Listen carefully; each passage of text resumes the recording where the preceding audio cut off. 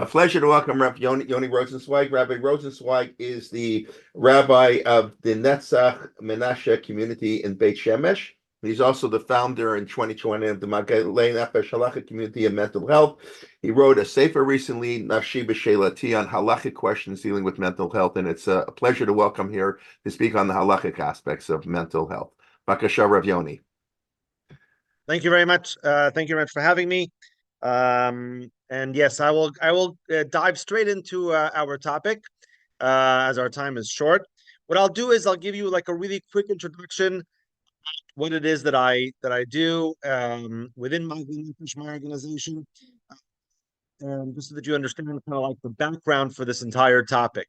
So, mental health has halachic ramifications as well, and that's even without the war, right? Even without the war, without anything that has to do with that, we have to understand that people who are dealing with mental health challenges have many shilas, many questions that come up. Just today, for example, I was asked by someone with OCD whether she has to worry about lashon hara because her OCD causes her to worry every moment that she may be speaking about something that is problematic halachically, and that causes her great strife and the inability to really talk about anyone or anything with anyone.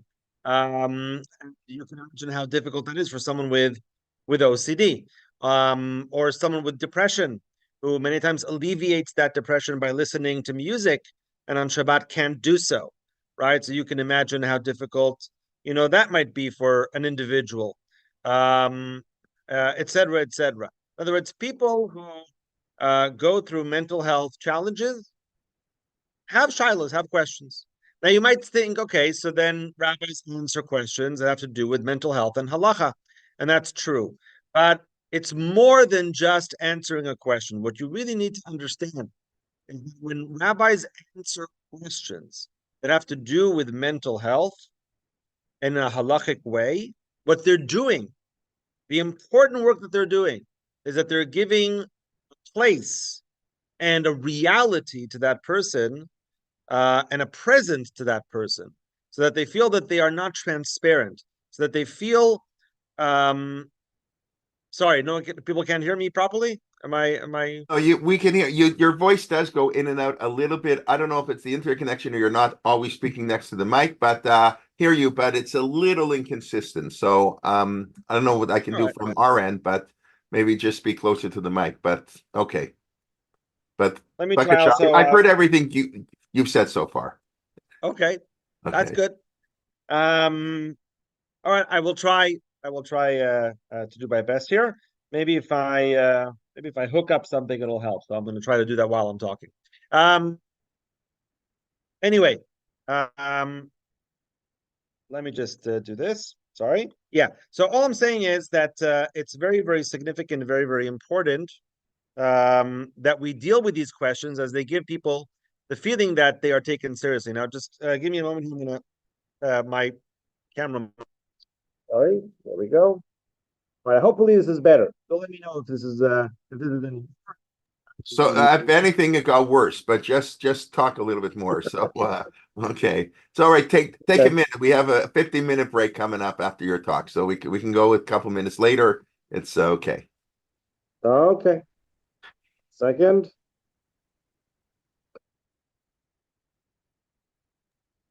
One moment. Sorry.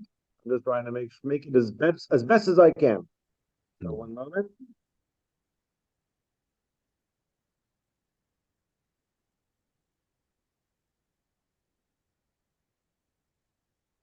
Okay. Okay, we're gonna try this. You let me know. Um, okay. Anyway, so the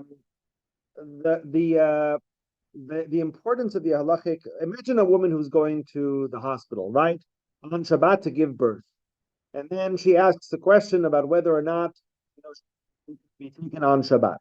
The rabbi says, of course, he can be taken on Shabbat, right? So beyond the fact that he's answering a shaila, beyond the fact that he's answering the halachic question, he's also giving the feeling, the important feeling, right? That person is uh, is understood, that their distress is understood, that what they're going through is understood, The Judaism recognizes that all those things are very, very important for the individual. They don't just feel like they got an answer to a question.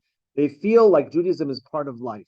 That Judaism can relate to real life, in its context and in its place. That's really what we ask a halachic question, and therefore answering such questions is of great, great importance.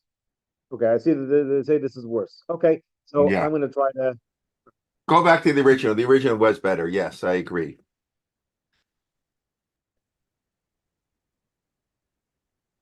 All right. It's when technology goes wrong, we appreciate how great it is. Yeah. Like everything Okay. in life. Yeah. Yeah. We'll try with this. We'll try with this. Anyway, yes. So bottom line is that what we need to do is to relate to those issues. And it's important here for us to understand two things. Okay.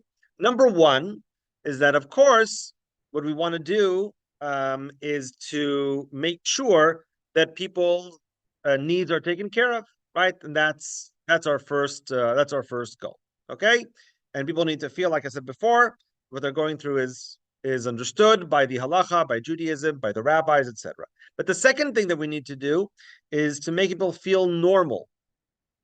And that's a very significant point. Okay. If I give someone a leniency that's too great, then what they'll feel is abnormal.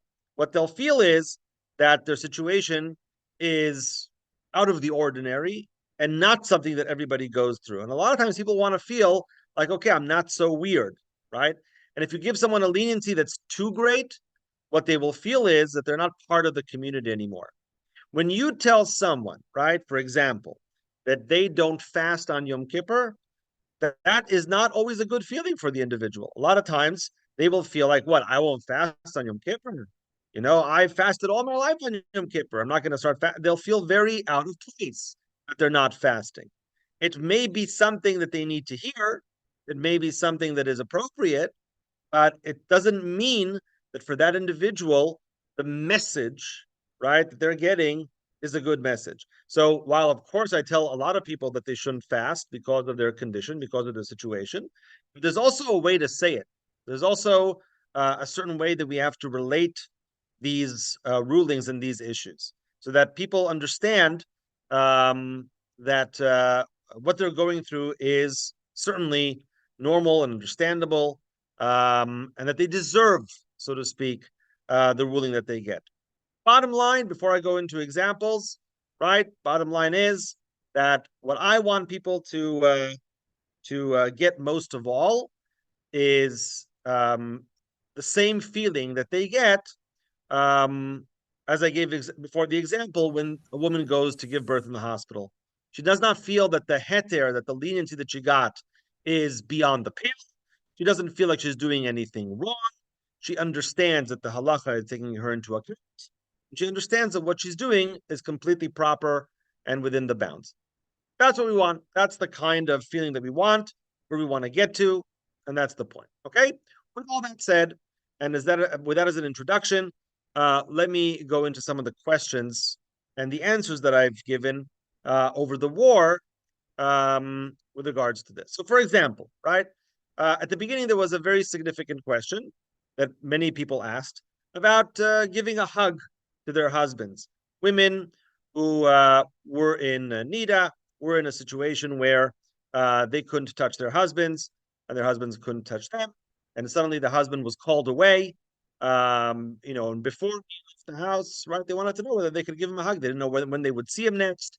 He was going into Gaza, or in a situation where he came back from Gaza, right, and he had been away for 3-4 weeks. He was going to be home for 24 hours, 36 hours, then he was going to go back. And once again, it exactly fell at the time, when the woman, when she and he were not able to touch, could they at least give, a hug, or something along those lines? It may have been important for him, may have been important for her, and what to do in that situation. So here you see the complexity, right, of such a question. Why? Because on the one hand, you might say, okay, wow, that's important. Like in that tenuous situation, in that sensitive, environment, you'd want to maybe say that it's allowed, for someone to give just like, that one hug, just to support, both, once again, both the wife who may be at home or the husband. I mean, there were also female soldiers, of course, but both to support whoever is left, at home, or to support the individual who's going out, into the field. But on the other hand, right, on the other hand, the the question is whether actually giving the classic halachic answer, which is no, you're not allowed to touch, might actually give more fuel, might actually give more strength to the couple, because maybe that's what they need. Maybe what they need is a form of normalcy, meaning to say, okay, despite everything that's going on, we're going to keep this. Despite everything that's going on, we're going to be strong. We're going to keep the halacha. And not only that, and with the because of the mitzvah of the halacha, it'll keep us safe. It'll keep us okay. What would happen if they gave a hug and then he went and then he was killed, chus v'shalom, etc. How would they feel? Things along those lines. You can see how delicate answering a shaila can be. It could affect people in this way. It could affect people in the other way, right? And it's not like some people might say, "Oh, well, the thing would be to say that they could give the hug," and certainly sometimes that is what I paskin. I'm not saying I never said that they couldn't. Certainly, there were times when I felt, yes, that the situation at home was such that someone there was going to be falling apart, seriously, without that hug, and that they needed that hug to really keep things together. And if the home is holding on, then the person who goes to the front lines is holding on. A lot of times those things are related to each other, and you want to see that strength, of character, of spirit, is there. But the only way to do that is to make sure that you're evaluating the situation. Just me, I heard this psak from many other rabbanim over time, and I heard people who were also against the psak. I want to be honest; not everybody agrees, that would be allowed. So it all depends on your evaluation of the situation. I agree that it's not a one size fits all, and like I said before, you have to also make the counter argument and factor that in. But with all that said, right, that's an example of how you want, on the one hand, to give strength through the halachic psak. You don't want people to feel weak or that everything's falling apart. And maybe the messaging of, yes, give the hug is, oh, you'll never see your husband again, chas v'shalom. Do you want to give over that message through the medium of the halacha? You don't always want to, but maybe that's what they need. So it's very delicate. It's very delicate. And that's the kind of thing that I meant when I said before that you want to keep in balance those two aspects. The sensitivity to the need on the one hand, but the stability of the halacha and the normalcy of the person's life, on the other, and not to make sure that you're sending the wrong message. Okay, so that's one example, and I hope that clarifies. A second kind of question was asked regarding was asked regarding the let's say people who go out to war, whether they should sign something, right? The aguna question came up, like what if a person, goes out to war, he disappears, they take hostages, things along those lines, right? Should soldiers sign a document that, in a sense, will solve the aguna problem ahead of time? Those sorts of things, right? I had a Zoom meeting together with many other rabbanim and rabbaniot, where this was discussed, about what to do. From a halachic perspective, there is what to discuss, surely, about what kind of document can or cannot be signed, how it should be phrased, what would solve a problem, and in what case. Those are certainly halachic discussions that need to be had. And once again, with each one of these cases, I can go into the details. If people want to, I'll leave like a little bit of time at the end if someone really wants to probe me for the details. But one of the main concerns was whether it will hurt morale or not. Right? Those are the questions. You're sending a soldier into battle, you're having him sign a document that says, if God forbid something happens, my wife shouldn't be in a good, and here's what she should do. I mean, does that hurt morale in the moment? On the one hand, you want to save women from that situation. The husbands also, of course, don't want their wives to become agunas as a result of the war, and you certainly want to solve that problem. On the other hand, you don't want to hurt the war effort in and of itself, right? You want to send people in with the full expectation that they will return, and not to send a message that isn't such. When we consulted with army officials on this issue, their consensus was that they should not be signing this, meaning that the better idea would be, to sign it when there isn't a war. In other words, that the army should have like a policy where you can sign this thing when it's, when they're not going directly into war. Just as kind of like, you get into the army and you sign something, and they just do it like and then when it's needed, it's there. Not to sign it right before you go into Gaza or right before you go up north, into a war zone. That could be something that's hurtful towards the war effort and towards the soldiers themselves. So once again, you have this delicate balance. Do you want to tend to the need, right? That's there, and of course you do.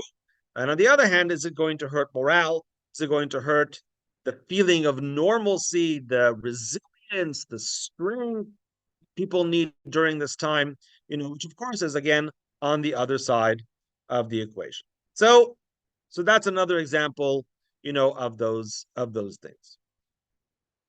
I think that we also have different kinds of questions, right, that have to do with PTSD, and a lot of that is going to come out now. I think everybody's thinking about that. Trauma and trauma therapy, and people will need long term. And once again, the halacha is going to be a significant part of that. We at Magda Nefesh are trying to create like a course for rabbis, a short course where we can talk to rabbis about the halachic implications and the halachic questions that come up with regards to trauma. And there are certainly many of those that can be, right? So I already mentioned one of them, for example, which is, let's say, listening to music on Shabbat.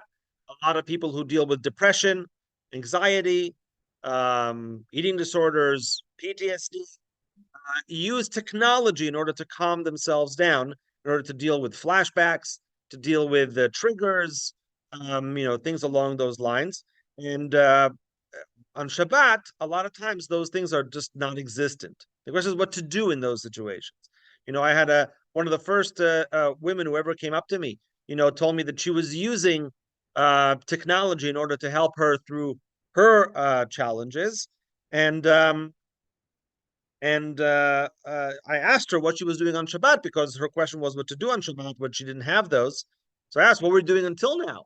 So she said until now she was either inducing vomiting on Shabbat, or she was cutting herself in a non-suicidal way.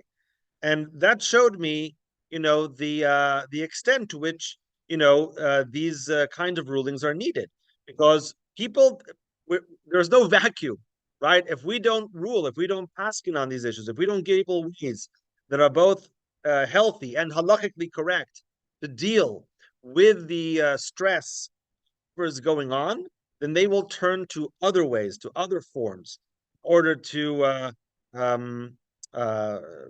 calm down, in order to relieve themselves of those challenges. So in that case, once again, yes, many times I tell people that they can and that they should use their phones and try to do so in a way that, of course, minimizes Chil Shabbos, because once again, we're trying to hit sweet spot. Yeah, we're basically saying to the person, we want you to be able to live as a halachic, religious individual, who doesn't have to give up their lives and their way of life and their principles, on the one hand, but also to be able to care for your mental health. So I tell people, why don't you make a playlist from before Shabbat, and you can hook up your earphones, and then all you need to do, if it's already playing from before Shabbat, is just put your earphones in your ears and take them. You don't have to press anything. You don't have to be on your phone, the entire time. Hopefully it's just, it's playing, it's going on its own through the playlist, and in a situation like that, it's much easier, to allow and to take care, of yourself, of everything that's going on. Right. So those are examples, right? Like, of, let's say, dealing with PTSD and the like. Um, also certainly questions that we get, right?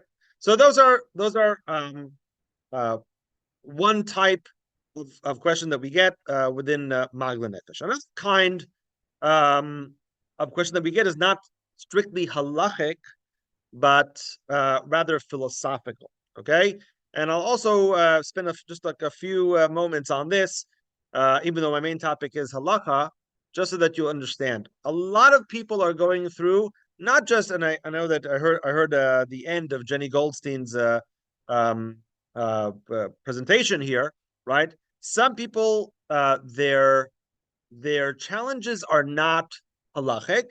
They're not exactly psychiatric or psychological. They're spiritual. Okay, so they're going through some spiritual difficulties with regards to whatever challenges are going on. Why did this happen? Why does Hashem do this to me? Why did this come my way? What am I supposed to learn from this? Et cetera, et cetera. And it's what's really interesting to me is that many times what I find is that while we've thought about these things a million times, and we've always, we have like in terms of the Holocaust or other tragedies that have happened to Am Yisrael throughout the ages, it's never enough. It's never enough. When you're faced with a new issue, with a new story, with a new situation, you do need to craft many times new answers to age-old questions. So questions about why did God do this to X or Y or Z, right? If they're good people, why did bad things happen to them? That may be a question that we've all pondered at times and maybe even had answers for ourselves that, put our mind to rest. But when it comes to the war, when it comes to this issue, they all come up again because we know the people, because these are individuals that live next to us. In my own community here in Beit Shemesh, 4 families already, lost children. So the people, the individuals, and the questions, they flare up again for people. And what I find, with those sorts of things, is that you really can't always use once again a one size fits all sort of answer. It's easier when the tragedy that you're relating to is theoretical or far away. I'll give you an example. All right. So that the rabbis talk, let's say, about the destruction of the first and second temple. And with the second temple, what's a classic thing to say is that the reason that it happened was because of sinat chinam, because of the hatred that existed between Jews. So that sort of answer, right, is acceptable to us because we didn't live through it, because we weren't there, right? So therefore, we don't know whether that happened or didn't. We only have the rabbi's words to take for it, right? So therefore, we say, okay, I guess so, right? But I guess if we think about it for a second, well, I will say, what, did everybody who died experience that hatred? And I guess we'd say, no, probably not. Probably not everybody. There are probably some people who didn't, right? So what does it even mean when we say, oh, the reason for it was sinat chinam, was that hatred? It doesn't seem to compute exactly with the facts on the ground, but we don't know the facts, and we don't know the people, so we can learn the lesson without having to deal with, so to speak, the fallout of that lesson, of what it means for the people who actually perished, in that tragedy. But when we're dealing with the actual individuals, then of course no answer is good, right? And so what a person needs, right, when they're going through that, is to hear not only psychological advice, not only halakhic advice, but also words of a spiritual nature that fit the situation. So to talk about the individual, to see what they lived and died for, what was important to them. Those things are usually much more comforting, also from a spiritual perspective, than generic answers, generic responses, that don't exactly fit the bill, right? So that's also a kind of thing that we're all dealing with over here from a religious perspective. I think maybe I'll pause here. I can give another few examples, but I think maybe I'll pause here. And if there are any specific questions or comments, I'll take them. And if not, then I'll give you a few more examples and we'll end with that.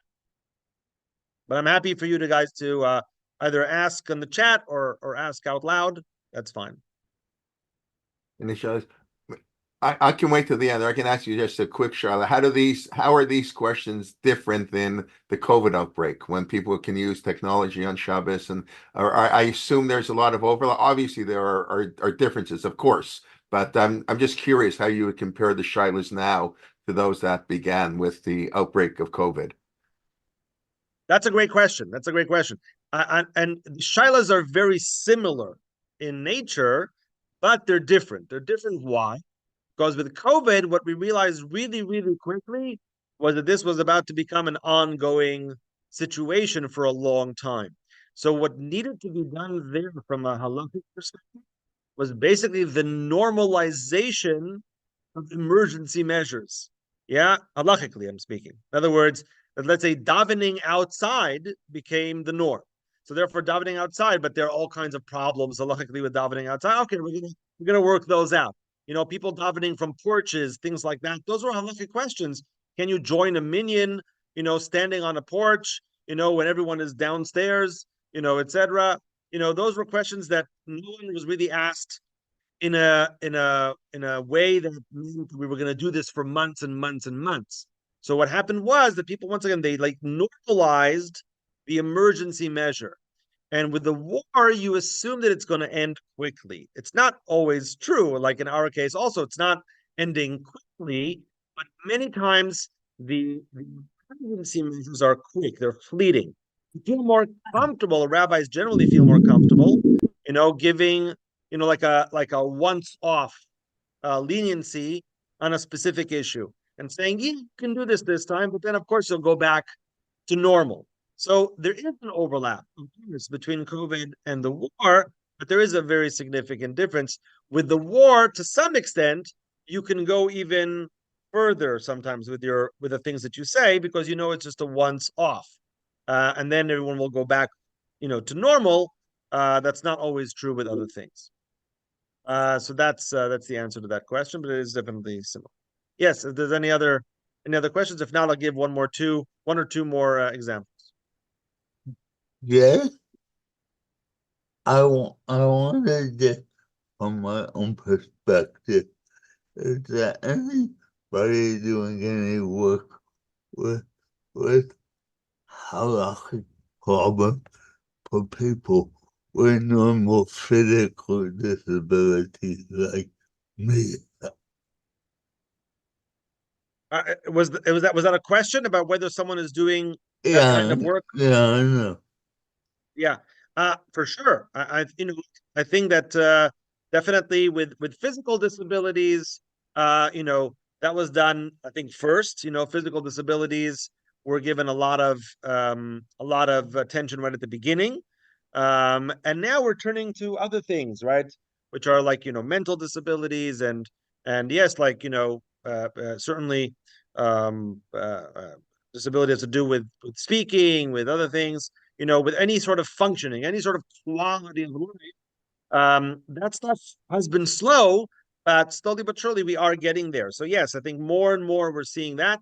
And yes, also with disabilities like that you're talking about, there's definitely work that's being done. We do some of that work in Magla Nefesh, and other places do that sort of work as well.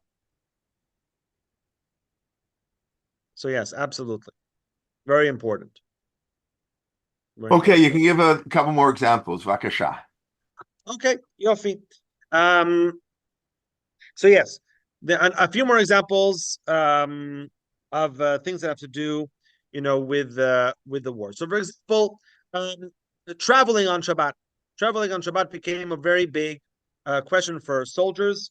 I'm sure many of you have relatives, friends who are in the army, who were in the army until now. And what happens is with the roster, right, is that sometimes people, they try to let people out in like small amounts to come, back home. And sometimes you get out on a Friday or you get out on a Shabbos. And you have to either leave on a Friday and then go back to the unit on Shabbat, or maybe you leave on Shabbos, then you have to go back on a Sunday, and can you go or can't you go, right? So that's another example of, a wartime shaila, which many, many rabbis were receiving. Now, I can tell you from my perspective right here in Israel, it was a whole mess. It was a whole mess in the sense that we do have an army rabbinate. We have a rabbanut tzva'it. And I guess the most appropriate thing is for people to ask the Rav Tzva'i, the army rabbi that's connected to the unit, to ask that shaila, right? So that person gets a question, gets an answer, from someone who knows the reality in the best way, right? Because that's really what we're looking for. We're looking for an answer, a response that also understands the context. And with all due respect to me and other rabbis like me, we're not in the army and we don't always know the exact reality. We also don't have the ability to converse with the befakdim, with the commanders, on the ground. So therefore, obviously, that also causes, a disconnect. With all that said, generally, certainly at the beginning, and certainly with those who were in Gaza, the feeling is, we say in Hebrew, we say, kol haaretz chazit, that the entire country, is front lines. In other words, Israel is also a very small country, but it's hard to say that there's always a division that you can really make a differentiation between the front and the rear.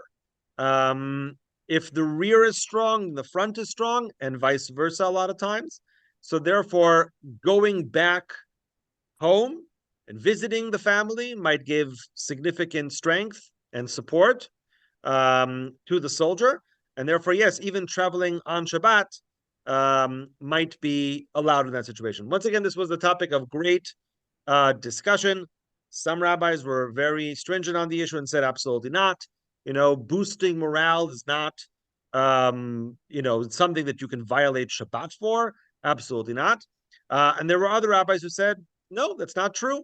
Morale is part of it, and you can bring proofs from different places that that's so. So, definitely there were different opinions. At the beginning, I think it was very justified. And the Army Rabbinate also came out with basically a blanket leniency right in the first week of the war, saying that people could go and return to their homes and to their units, even if it's on Shabbat. And I think that was absolutely correct. Not that they need my say so, but I think that was totally justified. As the weeks went on, right, and this is what I was saying to Jay before, as the weeks went on, so there was an attempt at normalization according to the regular halacha. So not to the beginning is like very, very emergency-ish, right? And then later on, you change it as time goes on. I'll just give one last metaphor, so to speak, for that, so that you understand. It's kind of like Corona, right? It's a little bit like the Corona in a sense. At the beginning, I don't know how it was in the U.S., but certainly here in Israel, when the first vaccines, right, showed up, then everybody was rushing to get them, and there was a question of, let's say, if you had your turn come up on Shabbat, could you go get it? And many rabbis said you could get the vaccine even on Shabbat.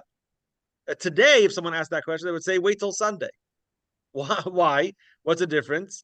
The answer is that at the beginning it was viewed, every moment without the vaccine was viewed by many as life-threatening. Then it wouldn't be seen that way. People would wait, and so we would also wait in that situation. Same thing with the war. At the beginning things are a certain way. Once you realize what the situation is, how it is, then you can say, okay, it's not, necessarily that stressful, and you can tweak the halacha to be a little bit of a different way. I think we're out of time, but thank you very much. Okay, thank you very much. We'll take 1 minute of questions if there are any more, or we went, but otherwise, Rav Yoni, thank you. And we look forward, as we discussed, to your book coming out in English. I do believe it's coming out in the summer by Corin on all the shilas that come up on mental health issue, many of the questions he's been dealing with. So Yasher Koach. We will take a 15-minute break. 15-minute break. I don't want to say Malim Bekodesh, but we really have a wonderful continuation in the afternoon.